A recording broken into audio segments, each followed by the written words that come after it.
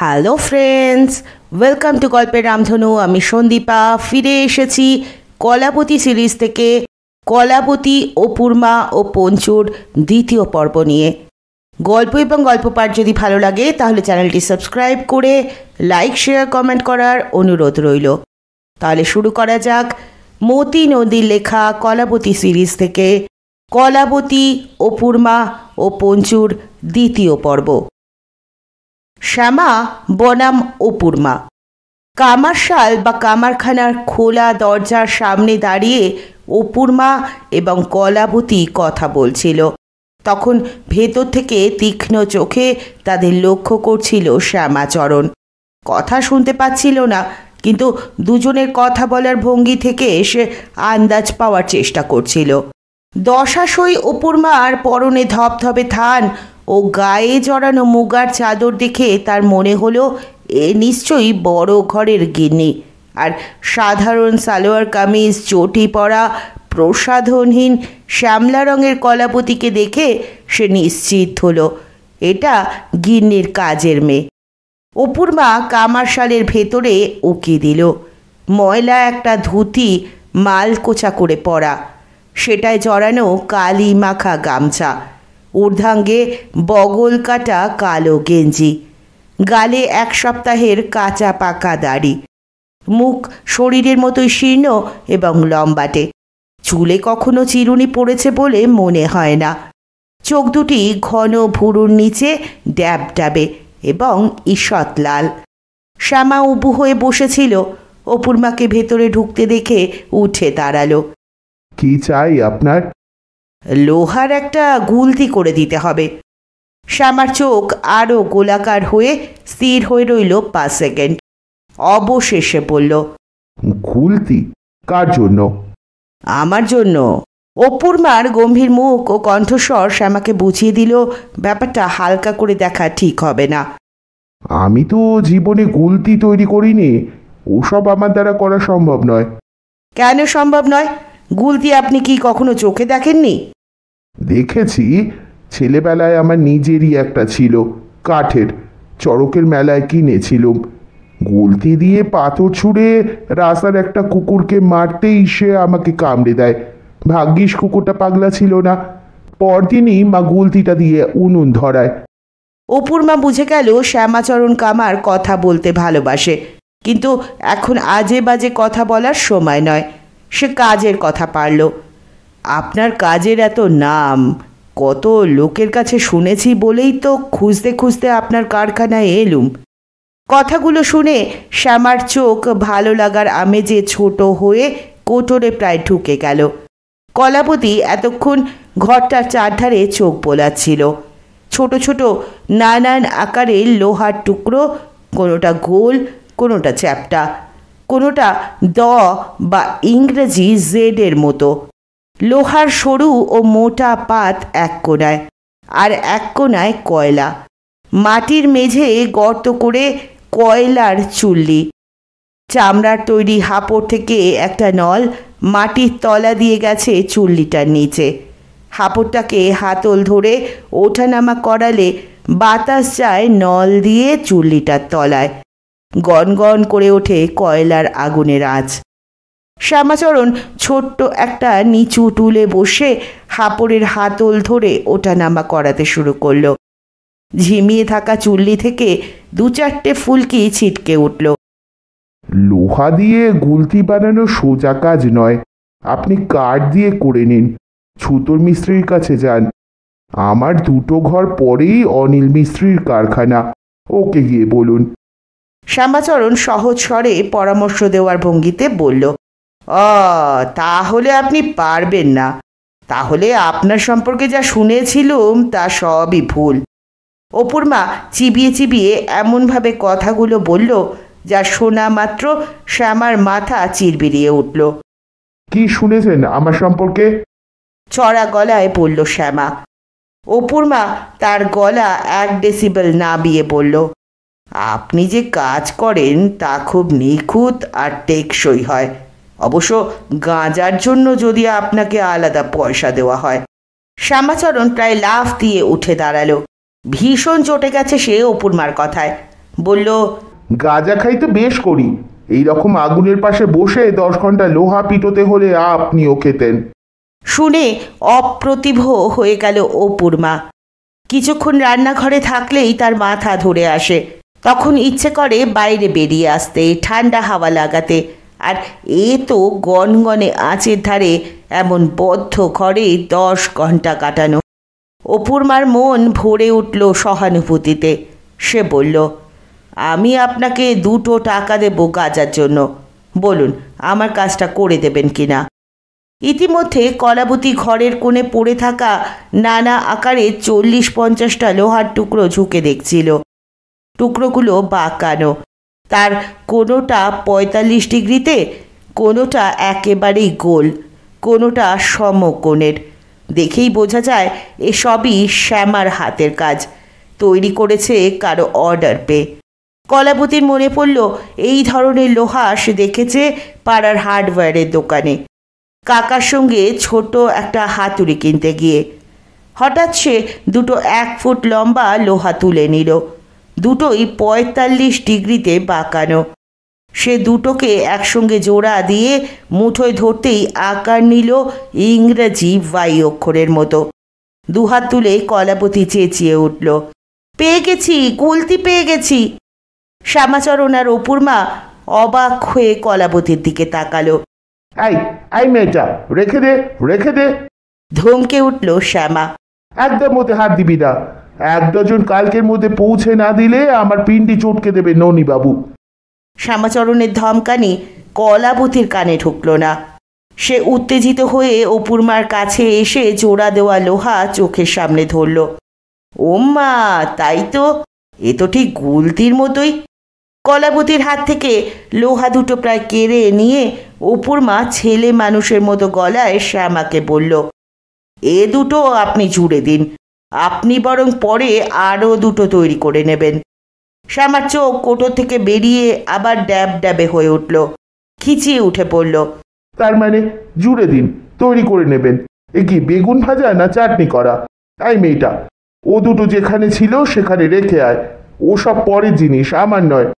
অপুর মা প্রমাদ গুনল, হাতের মুঠোয় এসে পাখি উড়ে পালাবে। মরিয়া হয়ে সে বলল, কত টাকা নেবেন ও দুটোর জন্য? এ তো 1 মিনিটের কাজ, গাঁজার জন্য 5 টাকা দেব। আর কালু দিদিকে তুই তোকারি করবেন না, ও জমিদার বাড়ির মেয়ে। শ্যামাচরণ ভ্রুকুটি করল, অবিশ্বাস ভরে তাকিয়ে বলল, কোথাকার জমিদার? 8 ঘোড়ার জমিদার, এই বস্তির পেছনেই ওদের বিরাট বাড়ি। অপুর মার গলা গর্ব মিশিয়ে একটু চড়ল। সিঙ্গি বাড়ি? হ্যাঁ, জানেন দেখছি। জানবো না কেন, ও বাড়ির মুরারি তো দুঃখ পেলে, মন খারাপ হলে মাঝে মধ্যে আমার এখানে এসে 2-4টে টান দিয়ে যায়।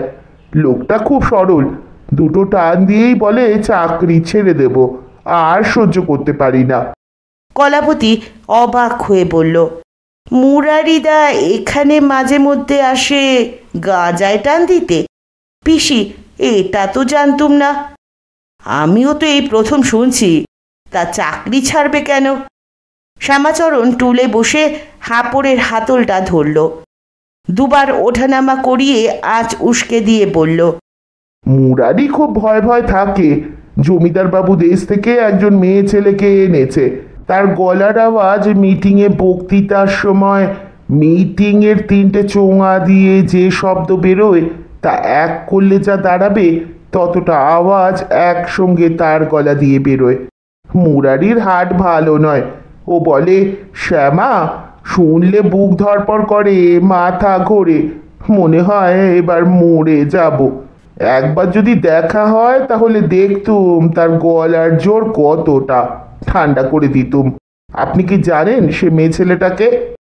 শ্যামা তাকালো অপুর মার দিকে, মুখ থমথমে হয়ে গেছে রাগ চাপতে চাপতে। হ্যাঁ, জানি সেই মেয়ে ছেলেটাকে।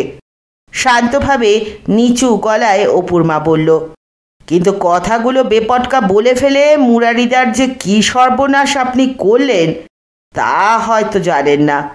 শ্যামা অবাক হয়ে বলল, কি সর্বনাশ করলো মুরারির? মুরারিদা যে মেয়ে ছেলের কথা বলেছে আমি সেই। এবার আমায় কি ঠান্ডা করবি কর। অপুর মা লোহা দুটো মুঠোয় ধরে এক পা এগিয়ে যেতেই শ্যামা টুল থেকে লাফিয়ে উঠল। অপুর মা এবার ছাড়ল তার ডাকাতে গলাটা। মেরে মাথা ফাটিয়ে দেবো হতচ্ছাড়া, এক্ষুনি আমায় এ দুটো দিয়ে গুলতিটা তৈরি করে দে বলছি, নয়তো তোরই একদিন কি আমারই একদিন। সিংহি বাড়ির মেয়েকে তুই তোকারি করা। কামারশালের দরজায় ৩-৪ জন লোক হাজির হয়ে গেছে। তারা ভেতরে ঢুকবে কি ঢুকবে না এই ভেবে ইতস্তত করছে। একজন বলল, শ্যামাদা হয়েছে কি, আবার খদ্দেরের সঙ্গে ঝামেলা পাকিয়েছ? শ্যামা জবাব দেওয়ার আগেই অপুর মা বলল, হবে আবার কি, ছোট মুখে বড় কথা, কার সঙ্গে কিভাবে কথা বলতে হয় জানে না, গাঁজা খেয়ে খেয়ে বুদ্ধি শুদ্ধি লোপ পেয়েছে, করে দাও বলছি। দরজা থেকে একজন বলল, ও শ্যামাদা ঝামেলা বাড়াচ্ছ কেন, করে দাও না, মাসিমা যা চাইছে। আর একজন বলল, কি না কি হলো রে বাবা, ভাবলুম ডাকাত পড়লো বুঝি, আজকাল তো মেয়ে ডাকাতও হয়। আর একজন বলল, দম মারাটা এবার একটু কমাও শ্যামাদা। গজগজ করে শ্যামা বলল, সারাদিনে একটা টানও দিইনি, আর বলছিস কি না দম মারা কমাতে? ভাগ ভাগ এখান থেকে। দরজা থেকে লোকগুলো সরে যেতেই শ্যামা বলল অপুর মাকে, মুরারি ঠিকই বলেছে, 3টে চোঙার আওয়াজ আপনার গলায়, দেখি ও দুটো। হাত বাড়িয়ে লোহা দুটো নিয়ে চুল্লিতে ঠোকালো। জোরে জোরে হাঁপড় টেনে গনগনে করে তুলল চুল্লিটা।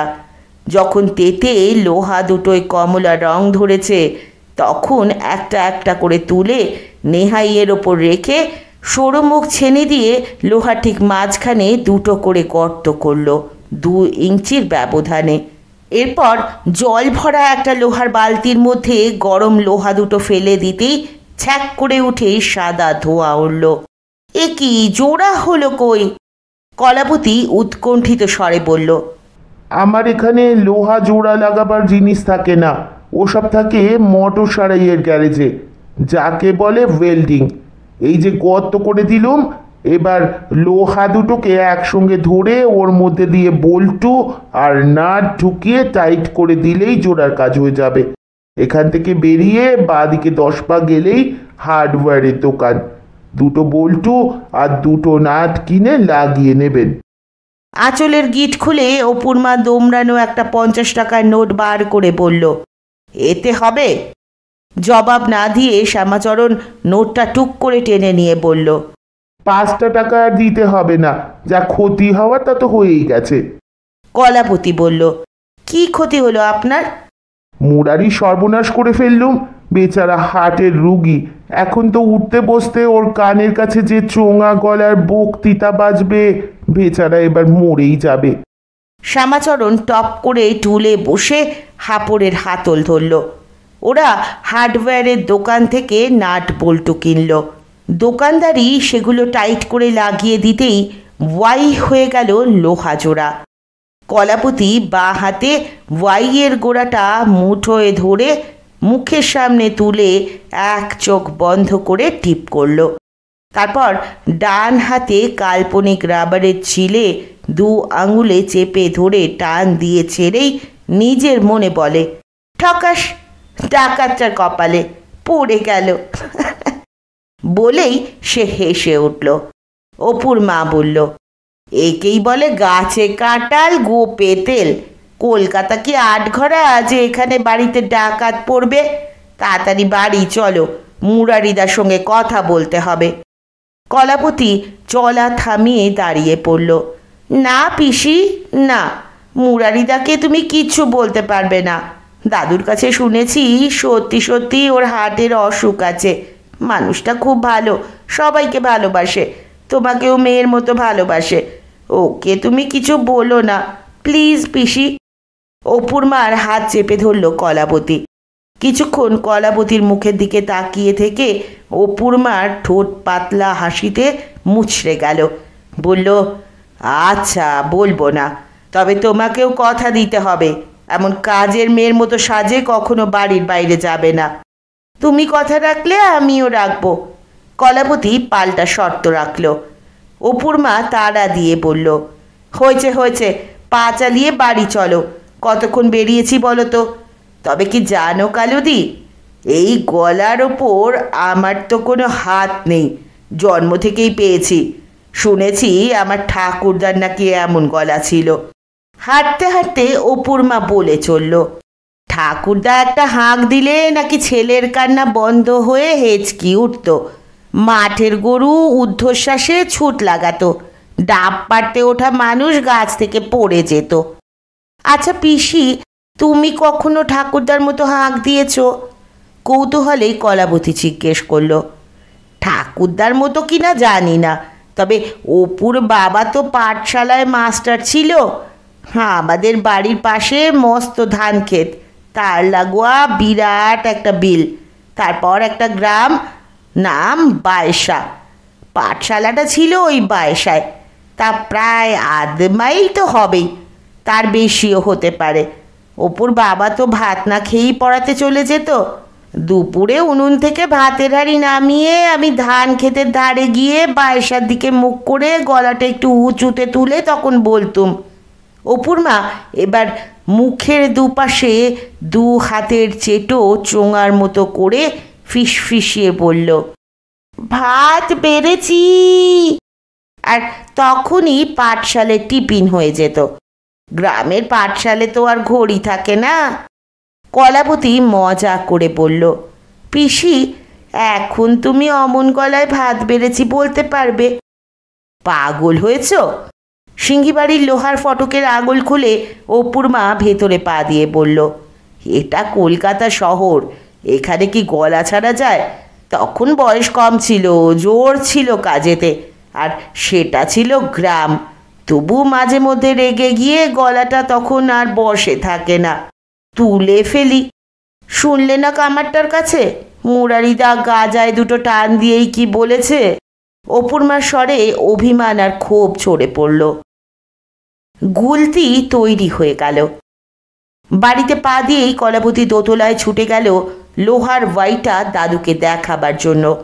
রাজশেখর তখন বসার ঘরে ইজি চেয়ারে আধশোয়া হয়ে টিভিতে রোমা আর এভারটনের মধ্যে 2 দিনের আগে খেলা ফুটবল ম্যাচটা ESPN চ্যানেলে দেখছিলেন। পাশেই মেঝে বসে মুরারিও দেখছিল খেলা। কলাবতী তার হাতের জিনিসটা তুলে ধরে পড়ল, বলো তো দাদু, এটা কি? রাজশেখর ভ্রু কুঁচকে দেখে বললেন, তক্তা রাখার ব্র্যাকেট।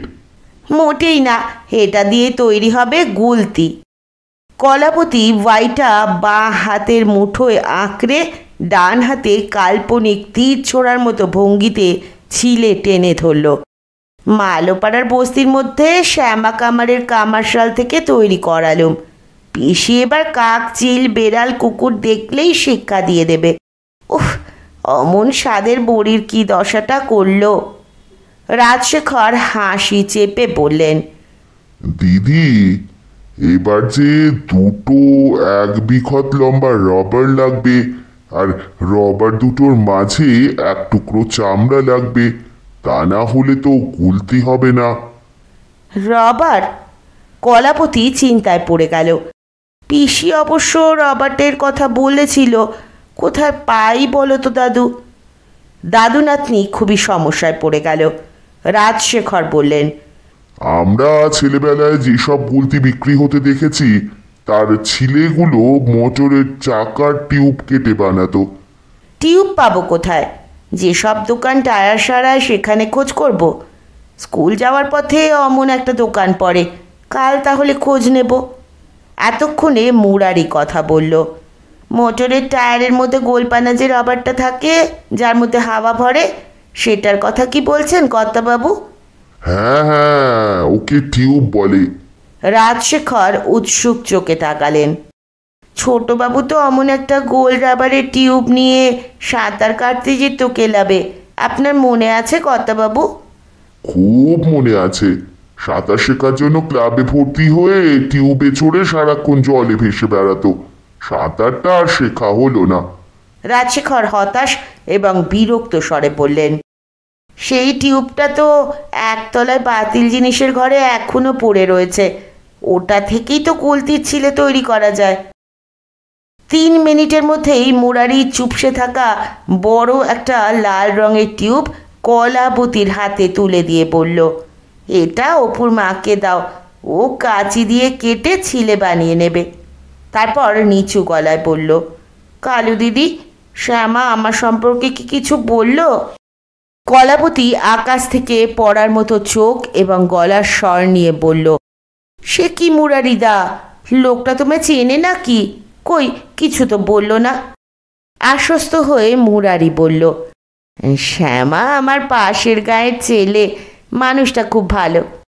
সেই সন্ধ্যাতেই রান্নাঘরে ঢোকার আগে অপুর মা তার 3টে কাঁচির মধ্যে যেটা বড় সেটা দিয়ে টিউবটা কেটে দুটো রাবারের ছিলে বার করলো। ওয়াইয়ের দুটো ঊর্ধ্ববাহুর সঙ্গে বাঁধার জন্য শক্ত টোন সুতো চাই। কলাবতীর ঘরের লাগোয়া একটা ছোট্ট ঘর অপুর মার, সেখানে আছে পুরনো একটা কাঠের দেরাজ আর আলনা, আর আছে একটা স্টিলের তোরঙ্গ। কলাবতী তার নাম দিয়েছে আজব বাক্স। সেই বাক্সে আছে বাতিল চিরুনি, টুথব্রাশ, ভাঙা চিটকিনি, নানা মাপের স্ক্রু ও পেরেক, স্ক্রুড্রাইভার, ঘুড়ির সুতো, উড পেন্সিলের টুকরো, ইরেজার, শাড়ির পাড়, কলাবতীর হোম টাস্কের খাতা যার অর্ধেক পাতা সাদা রয়ে গেছে, নাইলনের দড়ি, বড়ির তুলো, অর্ধেক খাওয়া ওষুধের শিশি, নানান মাপের ও রঙের বোতাম, ব্লেড, হাতল ভাঙা হাতুড়ি, ফল কাটা, ভোতা ছুরি এবং আরও বহুবিধ দ্রব্য। মজার কথা, এই সবের কোনো না কোনোটা কখনো না কখনো ঠিক দরকার পড়ে যায়, আর তখনই বাক্স থেকে অপুর মা সেটি বার করে দেয়। গুলতিতে রাবারের ছিলে বাঁধার জন্য দরকার শক্ত টোন সুতো, সেটিও বেরোলো পিসির আজব বাক্স থেকে। কবে যেন সুতোয় বাঁধা বই দিল্লি থেকে ডাকে এসেছিল সত্যশেখরের জন্য। অপুর মা তখনই সুতোটা তুলে রেখেছিল, তবে পাওয়া গেল না নরম চামড়ার টুকরো। দরকার নেই কালু দিদি চামড়ার, গ্রামে আমরা শাড়ির মোটা পাড় দিয়েই চালিয়ে দিয়েছি, সুতরাং সমস্যা মিটে গেল। রাত্রে অপুর মা শোয়ে কলাবতীর খাটের পাশের মেঝে বিছানা পেতে। এই শোয়ার স্থানটি সে নিজেই নির্বাচন করেছে, কারণ অতটুকু মেয়ে রাতে একা একা ঘুমোলে খারাপ স্বপন দেখে ভয় পেতে পারে। স্বপন দেখে ভয় পেয়ে কিনা কে জানে, তবে প্রায়ই ভোরবেলা দেখা যায় কলাবতী মেঝে পিসিকে জড়িয়ে ধরে ঘুমোচ্ছে। কলাবতী ঘুমিয়ে পড়ার পর অপুর মা তার বিছানায় সুচ, সুতো, কাঁচি নিয়ে বসে গুলতি তৈরি শেষ করলো যখন, বসার ঘরে প্রায় 1 মানুষ উঁচু গ্র্যান্ডফাদার ক্লকে তখন রাত 12টা বাজলো।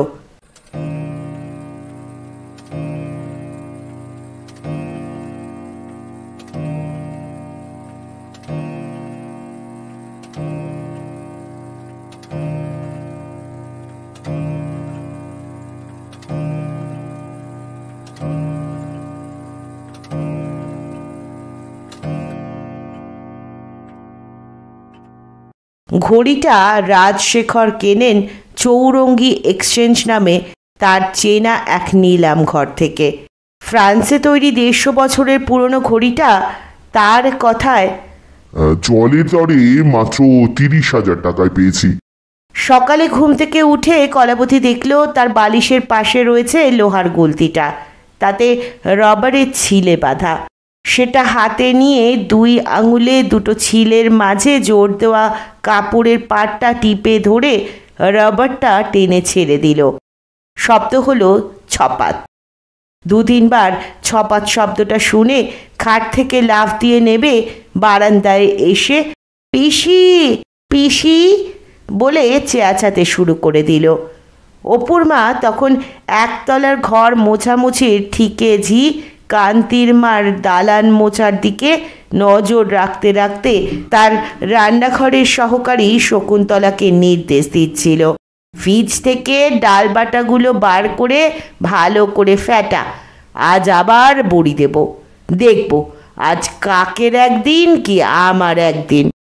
কলাবতী একতলায় নেমে এসে বলল, পিসি, কখন বানালে গুলতিটা? রাতে? এটা নিয়ে আমি কিন্তু আজ স্কুলে সবাইকে দেখাবো। একদম নয়। অপুর মা কড়া গলায় কলাবতীকে দমিয়ে দিয়ে বলল, আজ বড়ি দেব, ওটা আমার দরকার। কাক শালিক মারবে, কিন্তু কি দিয়ে ছুড়বে গুলতি? সেজন্য তো সুপারির মতো ইট কি পাথর চাই। তুমি কি ভেবেছ সে ব্যবস্থা আমি করিনি?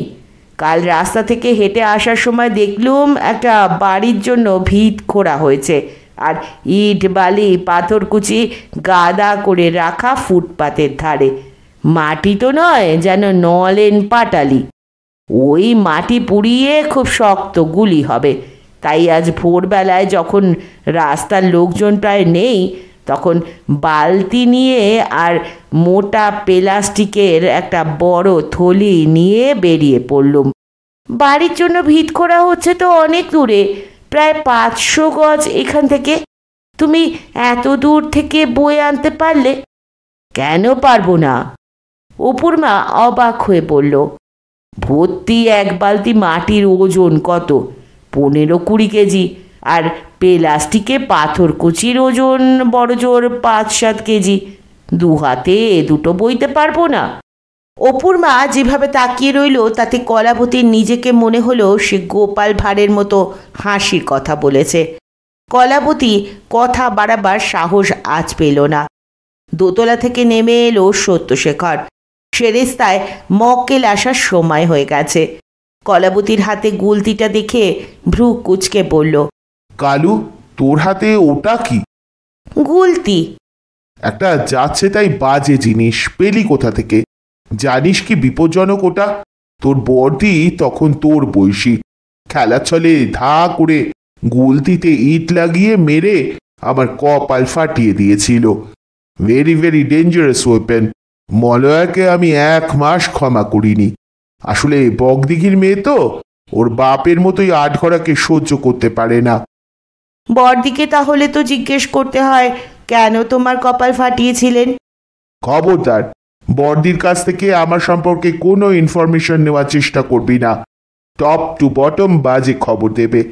বলেই সত্যশেখর লম্বা পায়ে সেরেস্তার দিকে হাঁটা দিল।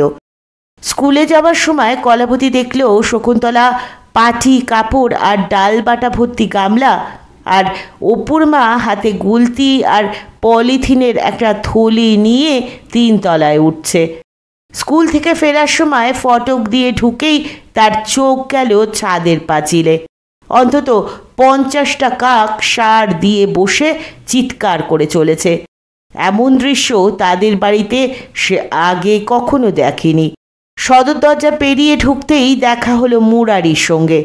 অবাক কলাবতী বলল, মুরারিদা, ছাদে কি হয়েছে? অত কাক বসে চেঁচাচ্ছে। কাকেরা হরি সংকীর্তন করছে। অপুর মা ওদের দুজনকে সঙ্গে পাঠিয়েছে কি না, গুলতি দিয়ে। তবে না তো কি। শুনেই উত্তেজিত কলাবতী ছুটল দোতলায়। অপুর মা তখন রাজশেখরকে চা দিয়ে বসার ঘর থেকে বেরিয়ে আসছে। পিসি, তুমি দুটো কাককে মেরেছ গুলতি দিয়ে? গম্ভীর মুখে কলাবতীর পাশ কাটিয়ে অপুর মা সিঁড়ির দিকে এগিয়ে গেল। আমি কাক মারা দেখব পিসি। চলো ছাদে চলো, গন্ডা গন্ডা কাক বসে আছে। গুলতিটা কোথায়? অপুর মা সিঁড়ির মাথায় দাঁড়িয়ে বলল, কলকাতার কাক যে এমন বিটকেল হয় তা যদি আগে জানতুম তাহলে কি মারতুম। বাড়ি যেন মাথায় তুলেছে। কর্তাবাবু পর্যন্ত বকলেন আমায়। এখন উনি বন্ধুর বাড়িতে যাচ্ছেন, সন্ধ্যের আগে ফিরবেন না। আর বাবা, আমি ওই গুলতি ধরছি না। কাক দুটোকে কি করলে? পায়ে দড়ি বেঁধে তারে ঝুলিয়ে দিয়েছিলাম। অন্যরা দেখুক বড়ি নষ্ট করলে কেমন শাস্তি পেতে হবে। মা, তারপরেই ঝাঁকে ঝাঁকে কাক এসে পাঁচিলে বসে গেল। তবে ছাদে কেউ নামেনি, বড়ির ধারে কাছেও কেউ আসেনি। যাই, শকুন্তলাকে বলি ও দুটোকে রাস্তায় ফেলে দিয়ে আসতে। পিসি, তুমি কবার ছুড়লে? 2 পাথর। অপুর মা 2 আঙুল তুলে দেখালো। আর তাতেই 2 কুপোকাত? তোমার হাতে এত টিপ? তাও কত বছর প্র্যাকটিস নেই। ভ্রু কুচকে অপূর্মা বলল, কি নেই? প্র্যাকটিস মানে অনুশীলন। অপূর্মা কি বুঝলো কে জানে, শুধু বলল, এখন হাত মুখ ধুয়ে এসো। আজ খিদে টিদে আছে তো, নাকি কেউ টিফিনের ভাগ দিয়েছে? ভীষণ খিদে পাবে পিসি, যদি গুলতিটা আমাকে দিয়ে দাও। কলাবতীর সঙ্গে পঞ্চুর সাক্ষাৎ। সেই দিনই অপূর্মা গুলতিটা তুলে দিল কলাবতীর হাতে। পরের দিন একটি কাককেও দেখা গেল না ছাদের আশেপাশে। বোধহয় অপূর্মার শাস্তি দেওয়ার ধরন দেখে তারা বুঝতে পেরেছে বড়ি খাওয়ার সুখ থেকে প্রাণ রক্ষা করাটা বেশি জরুরি। এরপর বড়ি দেওয়া শুকনোর পর প্লাস্টিকের কৌটোয় তুলে রাখার কাজ 7 দিনের মধ্যেই অপূর্মা সমাপ্ত করে ফেলল। এরপর বড়ির গুণগত উৎকর্ষ পরীক্ষা করার জন্য পোস্ত বড়ি ভাজা, পলতার শুক্তো বড়ি, হিং দিয়ে ঝালের বড়ি এবং টকের বড়ি রান্না হলো এক রবিবারের দুপুরে। খাওয়ার পর রাজশেখরের মন্তব্য, শুক্তোটা আর একদিন খাইও, বহু বছর পর আসল বড়ি খেলুম। সত্যশেখর অবশ্য খুদ ধরল, কালু, পোস্তর বড়াটা তোর কেমন লাগলো? একটু ঝাল ঝাল হলে মোহন তোর পকৌড়ি আর মুখে দেওয়া যাবে না। কলাবতী বলল, তেঁতুলের টকে যে বড়ি খেলুম সেটা ধুপুকে খাওয়াতেই হবে পিসি। তুমি একদিন রেঁধে দাও, আমি ওর বাড়িতে নিয়ে গিয়ে খাইয়ে আসবো। এইসব কথা শুনে আত্মপ্রসাদ চেপে নম্র স্বরে অপূর্মা বলে, শুধু টকের বড়ি কেন, অন্য বড়ির রান্নাও টিফিন কেরিতে করে দেব। নিয়ে গিয়ে ধুপুর মাকে খাইয়ে আসবে আর বলে দেবে এসব আট ঘরার বড়ি। রাজশেখর বলল, শুধু ধুপুর মাকে কেন, হরির বাড়িতেও পাঠাবো, খেয়ে দেখুক 8 ঘরার বড়ি কি জিনিস। 3 দিন পর স্কুল থেকে ফিরে কলাবতী শোয়ার ঘরে ঢুকেই দেখল 3 বাটির টিফিন ক্যারিয়ারটা টেবিলের ওপর রাখা। দেখেই সে বুঝে গেল এটাকে নিয়ে তাকে ধুপুদের বাড়ি যেতে হবে। যাওয়ার সম্ভাবনায় সে খুশিই হলো। হাঁটতে হাঁটতে বাড়ির বাইরে অনেক কিছু দেখা যায়, শোনা যায়। হঠাৎ দেখা হয়ে যায় স্কুলের বন্ধুদের সঙ্গে। তাছাড়া পিসি যাকে বলে অখাদ্য কুখাদ্য, সেসব জিনিস কিনে খাওয়া যায়। 8 ঘন্টা পর টিফিন ক্যারিয়ার হাতে ঝুলিয়ে কলাবতী যখন বেরোচ্ছে, অপূর্মা তখন হুঁশিয়ারি দিল, রাস্তা দিয়ে আস্তে আস্তে হাঁটবে, নাচতে নাচতে যেন যেও না, টিফিন ক্যারিটা নাড়ানাড়ি করো না, আর বলো গরম করে নিয়ে যেন খায়, ফেরত দেওয়ার সময় যেন ভালো করে ধুয়ে দেয়। ধুপুদের ফ্ল্যাট প্রায় 10-12 মিনিটের পথ। বাস রাস্তা পার হয়ে কিছুটা ভেতরে একটা মাঝারি চওড়া রাস্তা ধরে বেশ খানিকটা গেলে পড়বে একটা পার্ক। সেটা 3 থেকে 4-5 তলার 7-8টা ফ্ল্যাট বাড়ি। ফুটপাতে ও পার্কে বড় বড় গাছ। এলাকায় নতুন বসত হয়েছে, তাই পরিষ্কার পরিচ্ছন্ন। পার্কের যেদিকে বাড়ি নেই সেই দিকে রেল লাইন এবং সার দিয়ে টালির ঘর। কলাবতী যেতে যেতে দেখলেও পার্কের ছোট গেটের ধারে ডালমুট, চানা ভাজা, সিদ্ধ ছোলা নিয়ে বসে একটা লোক। তার পাশে তোলা উনুনে বালি ভরা কড়াইয়ে চিনে বাদাম ভাজছে এক স্ত্রীলোক। গরম বাদাম খাওয়ার লোভ সামলাতে না পেরে সে দাঁড়িয়ে পড়ল। টিফিন ক্যারিয়ারটা ফুটপাতে রেখে কিনল 100 গ্রাম সদ্য ভাজা বাদাম। ঠোঁয়াটাকে হাতে নিয়ে একটা বাদাম 2 আঙুলে টিপে দানা বার করে মুখে ফেলে চিবোতে চিবোতে বলল, নুন দাও। লোকটি হোমিওপ্যাথি ওষুধের পুড়িয়ার মতো কাগজের একটা পুড়িয়া তাকে দিল। সেটা খুলে আঙুলের ডগায় নুন লাগিয়ে জিভে দিল। তখন তার চোখে পড়ল গজখানেক দূরে আইসক্রিমওয়ালার পাশে রয়েছে ঝালমুড়িওয়ালা। কলাবতী বাদামের ঠোঁয়া হাতে এগুলো ঝালমুড়ি কিনতে। 2 টাকার দাও, কাঁচা লঙ্কা পেঁয়াজ বেশি করে। বাঁ হাতে বাদামের ঠোঁয়া, ডান হাতে ঝালমুড়ির। কলাবতী ঠিক করল আগে ঝালমুড়িটাকে শেষ করে একটা হাত টিফিন ক্যারিয়ারের জন্য রাখবে। তারপরেই সে চমকে উঠে তাকালো। যেখানে টিফিন ক্যারিয়ার ফুটপাতে রেখে বাদাম কিনছিল সেই জায়গাটার দিকে। দেখলো একটা বানর টিফিন ক্যারিয়ার তুলে নিয়ে রেলিংয়ের ওপর দিয়ে উঠে পার্কের ভেতর নামলো। তারপর ছুটে দূরে গিয়ে টিফিন ক্যারিয়ারের মাথার খিলটা সরিয়ে ঢাকনা তুলল। বানরটা বছর দেড়েকের বাচ্চা ছেলের মতো, ল্যাজটা হাতখানেক লম্বা, গায়ের লোমের রং পাটের মতো। বাদামওয়ালা চেঁচিয়ে উঠল, ধরো ধরো, খুকি দাঁড়িয়ে আছো কেন, দৌড়ো ওর পিছনে। কলাবতী ধর মরিয়ে ছুটে গেল গেটের দিকে। পার্কের মধ্যে ঢুকে হেই হেই বলে চিৎকার করতে করতে ছুটল বাঁদরটার দিকে। ওপরের বাটিতে রাখা ছিল আলু ও বেগুন দিয়ে বড়ির ঝাল। বানরটা কপ কপ করে সেগুলো তুলে মুখে পড়ছে। কলাবতীকে ছুটে আসতে দেখে বানরটা টিফিন ক্যারিয়ার ফেলে পাশেই রাধাচূড়া গাছটায় উঠে মুহূর্তে মগডালে পৌঁছে গেল। কলাবতী ফ্যাল ফ্যাল করে মুখ তুলে বানরটার দিকে কিছুক্ষণ তাকিয়ে থেকে টিফিন ক্যারিয়ারটা ঢাকনা পড়াবার আগে প্রথম বাটিতে পড়ে থাকা ঝোলটুকু ফেলে দিল। তবু ভালো, বাকি দুটি বাটি অক্ষত রয়ে গেছে। পার্কে যারা ঘটনাটা দেখেছে তাদের বেশিরভাগই হাসল। দু তিনজন সহানুভূতি জানালো। লজ্জায় গরম হয়ে গেল কলাবতীর দুটো কান। একটা বাঁদরের কাছে এমন হেনস্থা হতে হলো। মজা পেয়ে লোকেরা তার দিকে তাকিয়ে হাসছে, ভাবছে মেয়েটা কি নির্বোধ। কলাবতী পার্ক থেকে বেরিয়ে আসতেই বাদামওয়ালা তাকে বলল, বাঁদরটা আমার ছোলা চানা চুরি করে খেত। কেন চুরি করতো সেটা আমি বুঝি।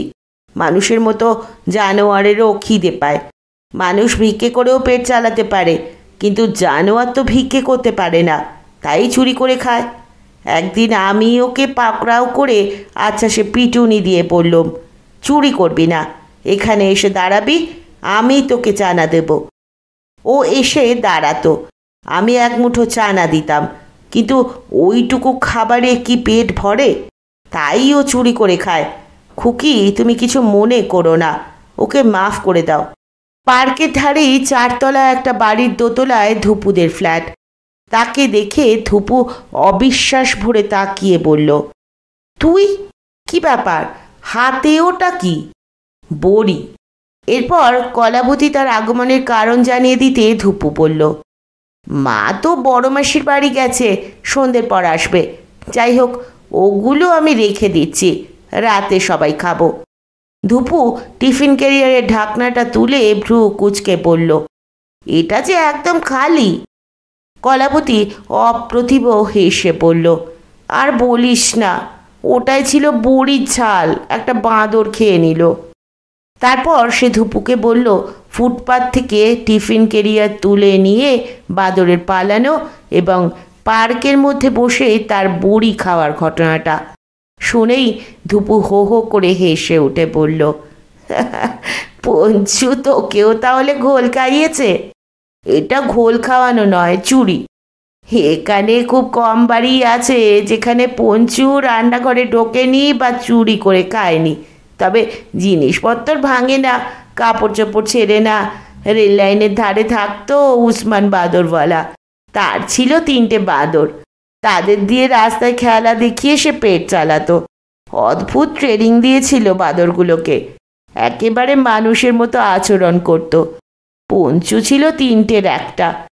মানেকা গান্ধী কি যেন আইন করলেন, কেউ খাঁচায় পশু পাখি আটকে রেখে তাদের কষ্ট দিতে পারবে না, তাদের দিয়ে খেলা দেখাতে পারবে না।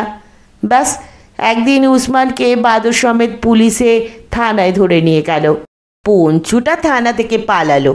উসমানকে অবশ্য পুলিশ ছেড়ে দেয়। বাকি বাদর দুটোকে পুলিশ সল্ট লেকে বন দফতরের হাতে তুলে দিয়েছে বলে শুনেছি। উসমান তারপর দিন মজুরের কাজ নিল। এদিকে পঞ্চু ঠিক ফিরে এসেছে। রাতে উসমানের কাছেই থাকে, খায়ও ওর সঙ্গে। দিনের বেলা থাকে পার্কের কাছে।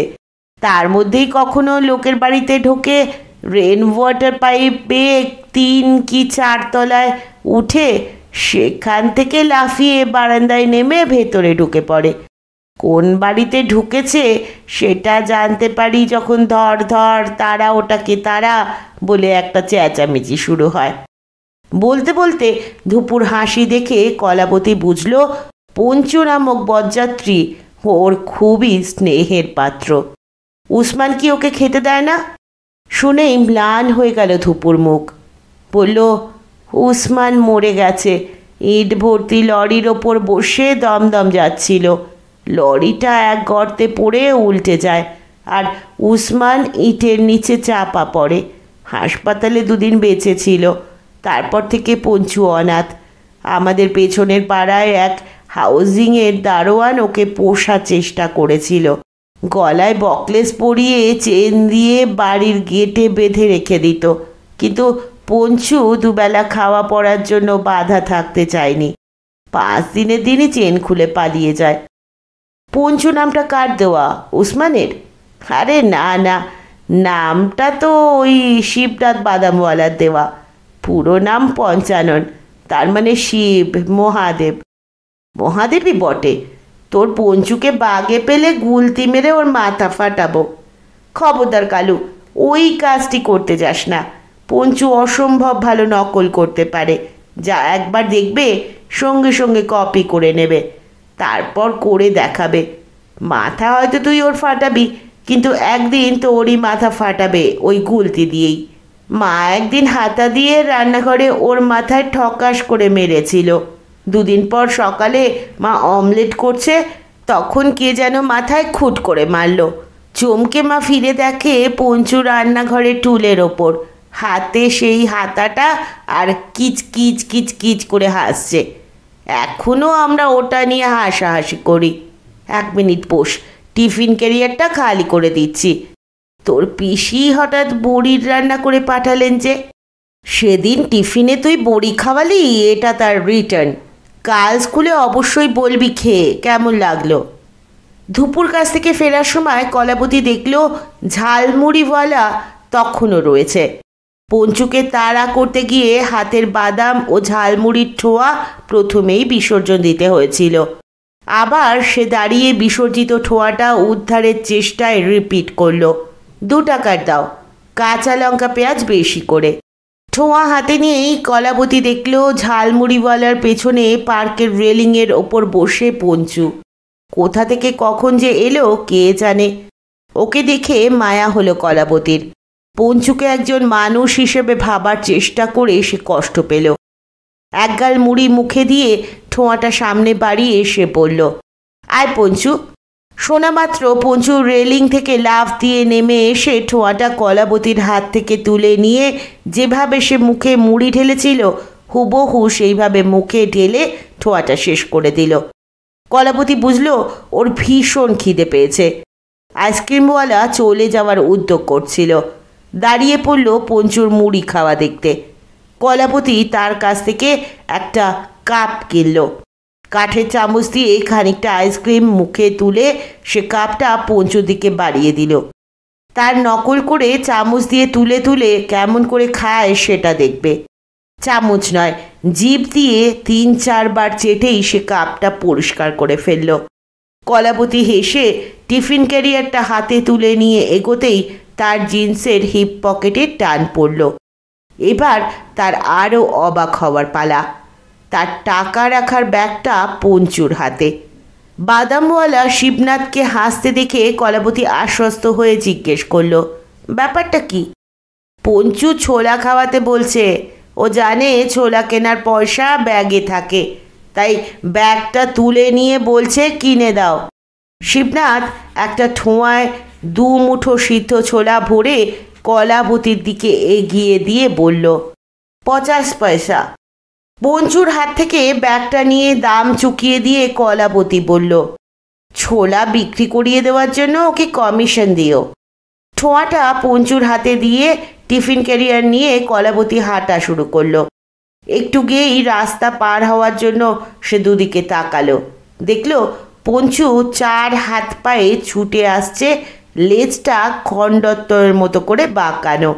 তার পাশে এসে পঞ্চু মারি বার করে দাঁতগুলো দেখিয়ে কিচ কিচ শব্দ করে 2-3 বার কিছু একটা বলতে চাইল। ওর ভাষা বোঝার সাধ্য নেই কলাবতীর, তবু কিছু একটা ধরে নিয়ে বলল, রাস্তা পার হবি, আঙুল ধর। সে বাঁ হাতে তর্জনীটা বাড়িয়ে ধরল। একটা বাচ্চা ছেলের মতো পঞ্চু আঙুলটা আঁকড়ে ধরে দুলতে দুলতে হেঁটে রাস্তা পার হয়ে ফুটপাতে উঠে দু পায়ে এগোতে না এগোতেই কিচকিচ করে ডেকে ভয়ে কলাবতীর হাঁটু জড়িয়ে ধরল। সামনে দিয়ে আসছেন এক প্রৌঢ়, তার হাতে ধরা চেনে বাঁধা এক ডোবারম্যান। কলাবতী এর আগে কুকুরের সঙ্গে বাঁদরের বা ছাগলের সঙ্গে বাঁদরের খেলা রাস্তায় দেখেছে। কুকুরে বাঁদরে ভাব হয়, বন্ধুত্ব হয়, কিন্তু এই ডোবারম্যানটার সঙ্গে পঞ্চুর যে ভাব হয়নি সেটা তো বোঝাই যাচ্ছে। কুকুরটা কামড়ে দিতে পারে এই আশঙ্কায় চটপট সে পঞ্চুকে বগল ধরে কোলে তুলে নিল, যেভাবে ছোট ভাইকে কাঁকে নেয় দিদিরা সেইভাবে। প্রৌঢ় লোকটি কৌতুক ভরে কোলে ওঠা বাঁদরটির এবং কলাবতীর দিকে তাকিয়ে ঠোঁট টিপে হেসে ওদের পাশ দিয়ে চলে গেলেন। খুবই শিক্ষিত ডোবারম্যান, তাই পঞ্চুর দিকে মুখ তুলে তাকিয়ে একটু চাপা ঘ্র ছাড়া একটা ঘেউ পর্যন্ত করল না। পঞ্চু কলাবতীকে জড়িয়ে মুখ পেছন দিকে ফিরিয়ে যতক্ষণ দেখা যায় সাক্ষাৎ জম দেখার মতো চোখ নিয়ে তাকিয়ে রইল। শুনছিলেন মতি নন্দীর লেখা কলাবতী, অপূর্মা ও পঞ্চুর দ্বিতীয় পর্ব। খুব তাড়াতাড়ি ফিরব পরবর্তী পর্ব নিয়ে। ততক্ষণ পর্যন্ত সকলে ভালো থাকবেন, সুস্থ থাকবেন, পাশে থাকবেন। নমস্কার।